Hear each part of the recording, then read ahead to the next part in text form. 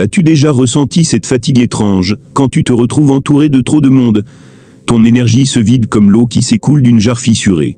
Ton souffle se bloque, ta poitrine s'alourdit, et tu sens une tension invisible envahir ton être, alors même que d'autres autour de toi semblent parfaitement à l'aise, souriants, bavards, comme chez eux. Ce malaise n'est pas une faiblesse, ni une invention de ton esprit. Il ne s'agit pas d'une timidité maladive ni d'un défaut de caractère. Non, c'est un signal discret, une alerte silencieuse qui te rappelle que ton âme n'a pas été façonnée pour se perdre dans la masse ni pour se dissoudre dans le bruit des foules. Il existe, dans ce monde, des êtres singuliers. Des personnes dotées d'une sensibilité rare, d'une perception plus fine que la normale. Là, où la majorité ne voit qu'un visage ou une conversation banale, elles perçoivent des vibrations, des émotions dissimulées, des vérités cachées entre les mots. Leur regard ne se contente pas de voir, il traverse les apparences. Leur esprit ne se limite pas à comprendre, il ressent au-delà de ce qui est exprimé. Certains disent que ces êtres portent une marque. Elle peut parfois être visible, gravée dans la paume, ou dessinée dans les lignes de leur chair. Mais en réalité, le véritable sceau ne se trouve pas sur la peau. Il réside dans la profondeur du cœur, et dans l'intensité de l'âme. C'est un sceau invisible, que seul le ciel reconnaît. Et lorsque le ciel choisit un être pour une mission particulière, il ne commence pas par l'exposer. Il ne le place pas immédiatement sous la lumière des projecteurs. Au contraire, il l'isole. Il le met à part. Pas pour le punir, pas pour l'humilier, mais pour le protéger. Car tout ce qui est précieux doit d'abord être préservé. Tout ce qui est sacré doit être affermi avant d'être révélé. Voilà pourquoi ton chemin paraît souvent si étroit. Voilà pourquoi certaines personnes disparaissent sans explication, comme si elles n'avaient jamais fait partie de ton histoire. Voilà pourquoi certaines portes, que tu croyais essentielles, se ferment avec brutalité. Tu crois parfois que c'est un rejet. Mais ce n'est pas le cas. Ce n'est pas un refus de la vie. Ce n'est pas une malédiction. C'est une préparation. Chaque absence, chaque éloignement, chaque silence fait partie du processus. Ce que tu prends pour des pertes sont en réalité des épurations. Ce que tu considères comme des blocages sont en vérité des protections. Le ciel ôte ce qui n'est pas aligné avec ton appel, afin que tu ne sois pas alourdi, quand viendra le temps de marcher dans ta véritable mission. 1. La différence n'est pas une faiblesse. Si tu ressens souvent cette impression de ne pas être à ta place, rappelle-toi que ce n'est pas parce que tu es antisocial, ni parce que tu es trop sensible. Les étiquettes que les autres collent sur toi ne définissent pas ta réalité. Ta différence n'est pas un handicap, c'est ton appel. Ton incapacité à supporter le bruit permanent, ton malaise face aux conversations vides, ton besoin de profondeur là où d'autres se satisfont de la surface, tout cela n'est pas un défaut, mais une confirmation que ton âme est réglée sur une fréquence différente. Là où certains se complaisent dans la superficialité, toi tu cherches le sens. Là où beaucoup s'enivrent de distraction, toi ton cœur aspire à l'essentiel. Ce décalage, c'est ton sceau, la preuve que ton chemin ne sera jamais banal. 2. Le discernement intérieur. Une grâce, ton esprit refuse instinctivement les discussions superficielles, car il a été façonné pour discerner la vérité derrière les apparences. Ton cœur devient lourd dans certains lieux, non parce qu'il est fragile, mais parce qu'il détecte ce que les autres ignorent, les énergies invisibles, les atmosphères cachées, les intentions dissimulées. Ton corps réagit parfois avant même que ton esprit ne comprenne. Un malaise, une tension, une lourdeur physique dans certaines présences, voilà la manifestation de ce don de discernement. Ce que d'autres qualifient de trop émotif, le ciel l'appelle grâce protectrice. C'est une alarme intérieure, une boussole invisible placée en toi pour te garder sur le bon chemin. Ne vois donc pas ce ressenti comme un fardeau. C'est un privilège spirituel. C'est la preuve que ton âme est vivante et connectée, alors que beaucoup marchent dans l'ombre sans le savoir. 3. La douleur de l'isolement. Bien sûr, cette sensibilité peut être lourde à porter. Être mis à part engendre souvent de la solitude. Tu regardes autour de toi et tu constates que d'autres prospèrent dans des lieux où toi tu suffoques. Tu les vois tisser des liens là, où ton âme se sent étrangère. Et au fond de toi, une question s'élève. Pourquoi moi ? Pourquoi je ne peux pas être comme eux ? À certains moments, tu as même cru être oublié, rejeté, abandonné. Mais en réalité, tu étais protégé. Ton isolement n'est pas une condamnation, mais une muraille invisible que Dieu dresse autour de toi.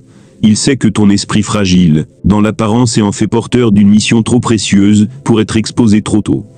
Ainsi, ce que tu interprètes comme une perte est en vérité une sauvegarde.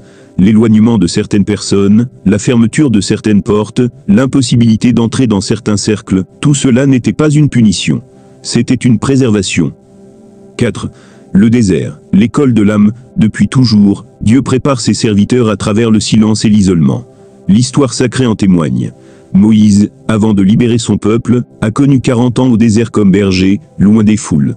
David, oint comme roi alors qu'il n'était qu'un enfant, a passé ses premières années rejeté et oublié dans les pâturages. Joseph a été jeté dans un puits par ses propres frères, puis enfermé injustement avant de devenir ministre. Et Jésus lui-même a affronté 40 jours de solitude dans le désert, face aux tentations, avant de commencer sa mission.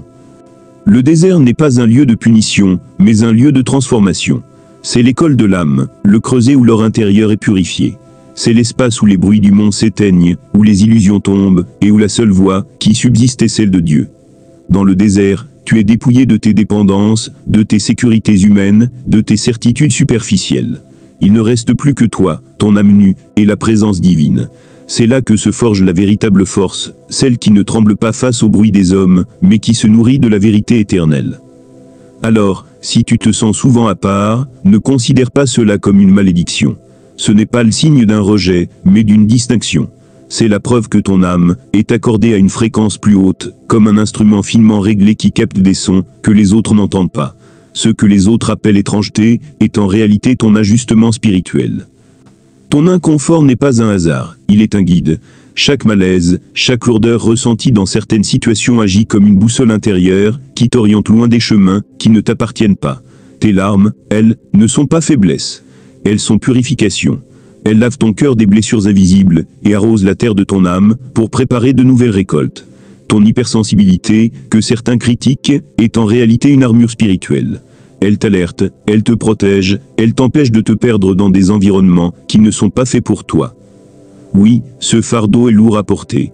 Oui, tu verras des personnes s'éloigner, incapables de supporter la lumière que tu portes. Certains te jugeront sans comprendre. Mais souviens-toi, ce feu intérieur n'a jamais été placé en toi pour s'éteindre. Il a été déposé pour éclairer, pour réchauffer, pour guider.